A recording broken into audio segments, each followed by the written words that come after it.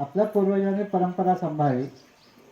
त्या परंपरेमध्ये राहिलेल्या त्रुटी दाभोळकर सरांनी पुढे नेल्या. दाभोळकर सरांकडनंतर अमृते काकांकडनं पुढे गेल्या आणि अमृते काकांकडनं माझ्याकडे पुढे जाणार आहे.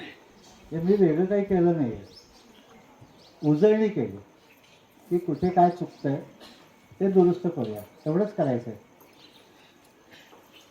समृद्ध आहे. या समृद्धतेमध्ये तिथे राहणारी प्रत्येक सजीव, प्रत्येक मुंगीपासून तुमच्यापर्यंत प्रत्येकाचं महत्त्व आहे. हे महत्त्व आहे म्हणून आज कोकण उभं आहे. शेतकऱ्याची व्याख्या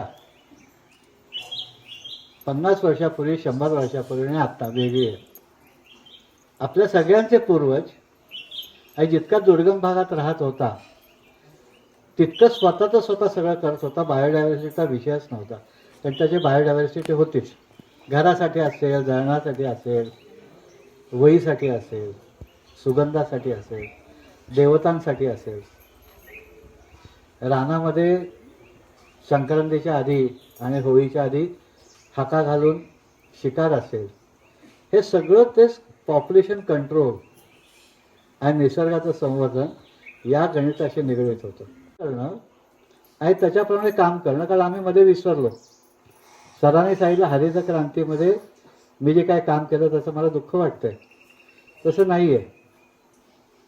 ते दुःख ते केलेल्या कामाचं नाही, त्या नियोजनाचं आहे. सरांची मानसिकता एक्सटेन्शन एज्युकेशन त्याने आयुष्यभर जपलं. म्हणजे शिक्षण लोकांपर्यंत पोचवणं आणि लोकांना जागरूक करणं हे काम सरांनी ज्या निष्ठेने केलं ते निष्ठा माझ्यात यावी म्हणून मी प्रयत्न करत असतो. की इथे बसलेले माझे गुरुजी अमृते काका असतील, समोर बसलेले सर असतील, इथे बसलेले हे सगळे जे आहेत हे कर्मयोगी आहेत. आणि अमृते काकाने माणसं घडवली ना, धंदा नाही केला. अनेक माणसं जी तयार झाली, अनेक विचार तयार झाले आणि प्रत्येकाने त्यातनं काही ना काहीतरी प्रेरणा घेतली आणि तसं त्यांनी काम विकेंद्रित स्वरूपात केलं. विकेंद्रीकरण हा भारताचा मूलभूत घटक आहे. सगळेजण माझ्याभोवती जमा हे नाहीच, मान्यच नाही आहे. आणि विकेंद्रीकरण निसर्गामध्ये असतं. जांभळाच्या झाडाखाली जांभळं नाही उगवत. ही रचना जी आहे ती पूर्वजांनी जपली, सांभाळली. आम्ही मधल्या काळामध्ये विसरलो.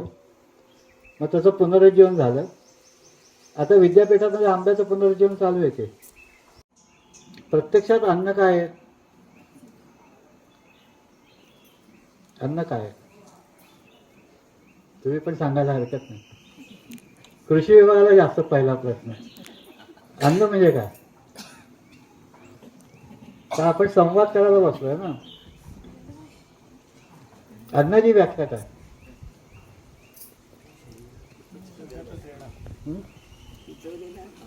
कृषी विभाग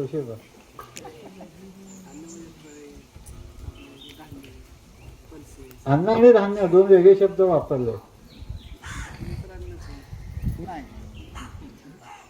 माझं किंवा सर्व सजीवांचं पहिलं अन्न आहे हवा, दुसरं अन्न आहे पाणी. आई ह्याच्यातनं ऊर्जा घेऊन शारीरिक श्रमासाठी लागणारे जे काय आपण पिकवतोय ते धान्य. कोकणामध्ये अन्न भरपूर आहे. या हवा चांगली आहे, पाणी चांगलं आहे.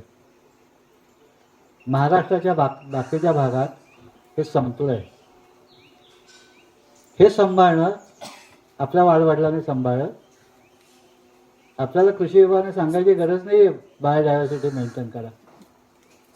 साधे पोह्याचे प्रकार जरी घेतले तर कोळ्याच्या पोह्यापासून 25 प्रकारचे पोहे आपण करतो. फणसाची भाजी वर्षभर कशी खायची आपल्याला माहिती आहे. म्हणजे ही समृद्धी आमच्याकडे पिढ्यानपिढ्या आहे. बदलत, अन्न नाही बदलत. हवा बदलली तर आपण जातो. दिल्लीमध्ये अख्खा उत्तर भारतामध्ये जाऊ नये अशी परिस्थिती आत्ता आहे. कारण तिथली हवा खराब झाली. अन्नाची उपलब्धता आहे, पैशाची उपलब्धता आहे, प्रचंड सुखसोयी आहेत, चांगली हवाच नाही आहे. हे पहिला एक नंबरला काय आहे? हवा. ते माझं मूलभूत अन्न आहे. ते अन्न चांगलं कसं वाढावं यासाठी जो प्रयत्न करतो तो शेतकरी. असेल, कुटुंबाची असेल, कुटुंबातल्या गरजांची असेल, ती माझ्या जागेतनं तयार करून त्याच्यातनं मला जगायचं आहे. आता सर तिथे समोर बसलेत, दापोलीत यायलाच लागत नाही परिस्थिती आहे. कारण दाभोळकरांनी सांगितलेलं तत्व पद्धतशीरपणे त्या विचार करून केल्यानंतर तसे जे काही निकाल येतात, रिझल्ट येतात, त्यात आपण 100% पास होतोच होत. चुकतोय कुठे तर मी कॉपी करायचा प्रयत्न करतोय. जसं आता सरांनी सांगितलं आपल्याला कॅलिफोर्निया करायचं आहे, कॅलिफोर्नियावाला म्हणत असेल आम्हाला भारतातला कोकण करायचं. सगळ्यांना नेहमी शेजारच्या घरातल्या फोडणीचा वास चांगला येतो. तसं त्यांच्याकडे जे चांगलं आहे ते आपण जरूर घेऊ, पण घेत असताना तिथे चुकलंय काय. जे आपल्याकडे शाश्वत शाश्वत आपण म्हणतोय, बलरामाच्या खांद्यावरचा नांगर अजून तसाच आहे हो, त्याचा कोणही बदलला नाही आहे, तो शाश्वत आहे. पाऊस पडणं शाश्वत आहे, ऋतू बदलणं शाश्वत आहे. ऋतू बदलतो का बदलतो, सतत बदलत असतं, पण ती रचना शाश्वत आहे. उन्हाळा संपला की पावसाळा येणार 100%, कमी काही जास्त हा भाग वेगळा येणार आहे 100%. बी पडलं तर झाड उगवणार. इथे माझ्यासमोर जे काही झाडं दिसत आहेत, कोणी खत दिलंय, कोणी जीवामृत दिलंय, कोणीच काही दिलं नाही, पण तिथलं उचलूनही आणलं नाही. जरा आम्ही म्हटलं biodiversity, soil porosity, soil fertility, soil productivity, हे नावं बरोबर आहेत. झाली कशी ते ज्ञान पूर्वजांनी केलं, क्रॉप रोटेशन. मग जमीन चांगली झाली, कीड कमी झाली. आणि आता गंमत अशी आहे की मला जेव्हा मी अभ्यास करायला लागतो, दूरदर्शन बघायला लागतो, कृषी विभागाचे पत्रकं बघतो, विद्यापीठाने सांगितलेली माहिती बघतो, तेव्हा हा प्रश्न निर्माण असा होतो, त्याला कालपर्यंत 100 वर्षापर्यंत झाड माझं पोषण करत होतं, आज मला झाडाचं पोषण करायला लागतंय. एवढी परिस्थिती वाईट झाली का की झाडाला माझ्या पोषणाची गरज लागते, मग ते माझं पोषण काय करणार आहे, हा प्रश्नच आमच्या मनात निर्माण होत नाही आहे. मग आम्ही म्हणतो तशी चव आम्हाला मिळत नाही आहे, तसे न्यूट्रिएंट मिळत नाही आहेत. घालवले कोणी, इंग्रजांनी का तंत्रज्ञानाने. अधिक धान्य पिकवा, उद्दिष्ट काय, अधिक पिकवा. खरं उद्दिष्ट आहे गुणवत्तेचं पिकवा. आणि निसर्गामध्ये गुणवत्ता आणि उत्पादन हेच पूर्ण उलट्या गोष्टी आहेत. आपल्याला विज्ञानाच्या मदतीने गुणवत्ता आणि उत्पादन दोन्ही करायचं. जे निसर्गाला हानिकारक औषधं खतं न वापरता निसर्गातल्या रचना ज्या काय आहेत, अन्नाच्या साखळ्या ज्या आहेत, त्याला आपण फूड चेन म्हणतो, त्या आपल्याकडे दिसतातच आहेत. इथे बोर्ड लावला आहे की मुंग्या आणि कोळी हे आपले पेस्ट कंट्रोलर आहेत. ते आठवण करून द्यायला लागते का. आणि मग मला जेव्हा माझं विद्यापीठावर राग नाही आहे, पण विद्यापीठाच्या काही गोष्टी अजून कमी आहेत असं मला वाटतं. माझं म्हणणं चुकीचं असू शकेल की विद्यापीठाने भुरी रोगाच्या नियंत्रणासाठी सल्फरचा स्प्रे सांगितला, आम्ही केला. कारण विद्यापीठ आदर्श आहे, देऊळ आहे आमचं विद्यापीठ आहे. आणि 2 वर्षात माझ्या बागेतले कोळी मेले. आणि मी शिकलो कोळी हा कीड नियंत्रण करणार आहे, झाडं बांधतो आणि किडीला खातो. मग कोळी संपवणं अपेक्षित आहे का कोळी वाढणं अपेक्षित आहे. मग मी हँडबुक ऑफ स्प्रायडर म्हणून पुस्तक आणलं. जशा अर्थाजन गेलं, आंबे गेले. काल आमचा मॅडमच्या बरोबर विषय चालला होता की अमृते काकाने जगाच्या पुढची 25 वर्षाचा विचार करून काम केलं. आज स्थिती अशी आहे की मॅडमने सांगितलं की आपलं पूर्ण गवेगाव नर्सरीचं गाव आहे. कशाची हो, किती जणांचे ॲव्होकाडो आहे, किती जणांचे ड्युरियन आहे.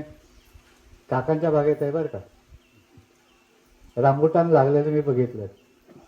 म्हणजे नर्सरीची पुढची नर्सरी काय असेल, सॅच्युरेशन येणार आहे. किती दिवस आंबे लावतील. आता कुठेही तुम्ही प्रवास करा, सगळे आंबे आहेत.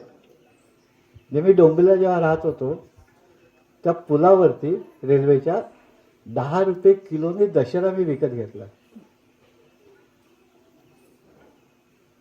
म्हणजे त्या आंब्याला काय भाव मिळणार आहे माहिती नाही. त्याने अनेक गुरु केले. कोण गुरु? मुंगे गुरु, बेडूक गुरु, हे सगळे निसर्ग संवर्धक आहेत. आणि मानवाची जबाबदारी आहे हे संवर्धन करणाऱ्यांचं संवर्धन करायचं आहे. आणि आम्ही दुर्दैवाने जो दिसेल त्याला हाण असं स्वरूपात जगलो. म्हणजे आणि जगातली इतिहास काळापासून आजपर्यंत संस्कृती अशी आहे की कोणाचं मारून कोणाचं भलं होत नाही. आपण लहानपणी शिकलो कोणासाठी खड्डा खणला की आपण पहिले पडतो. आज आम्ही ते कीटकनाशकं, जहाल कीटकनाशकं, जहाल खतं ही वापरून आमच्यासाठी खड्डा खणला म्हणून मॅडमने सांगितलं तशी कॅन्सर ट्रेन तयार झालं. हे मला कळलं, म्हणजे जाणवलं. कोणामुळे? अमृते काकांमुळे. अमृते काकांना दाभोळकरांच्यामुळे परंपरा आली पुढे चालत चालत. आणि प्रत्येक वेळेस त्याला प्रोत्साहन देणारं किंवा त्याच्यातल्या त्रुटी सांगून पुढे नेणारं विद्यापीठाचं एक्सटेन्शन डिपार्टमेंट. हे त्यांनी खूप निष्ठेने कामं केली. तसे आपण इथपर्यंत विज्ञानाचा उपयोग जगण्यासाठी आहेच. फक्त विज्ञान आणि फक्त शेती असं वेगळं नाही बघता येणार. त्या विज्ञानातली ट्रायकोडर्मासारखे बायोलॉजिकल पेस्ट कंट्रोल जे असतील, जी काळाच्या गरजेनुसार निर्माण झाली, ती आपल्याला वापरायला आता संधी आहे. आणि पर्यावरणाची हानी न करता आपल्याला छान जगता येईल का? मी जर स्माईल केलं तर तुम्ही हसणार, आणि मी डोळे मोठे केले तर म्हणजे हा काय याला माणूस का डोळे मोठे करतो? म्हणजे हास्य हे संस्कारजनिक आहे. क्रिया झाल्यानंतर प्रतिक्रिया होणार. मी जर स्मितहास्य केलं तुम्ही स्मितहास्य करा. आणि निसर्गामध्ये मी जर रागून बघितलं निसर्गाकडे तर निसर्गही माझ्याकडे रागून बघणार. ते आपण बघतोय आता काय निसर्ग रागवला की काय होतं, 6 महिने पाऊस.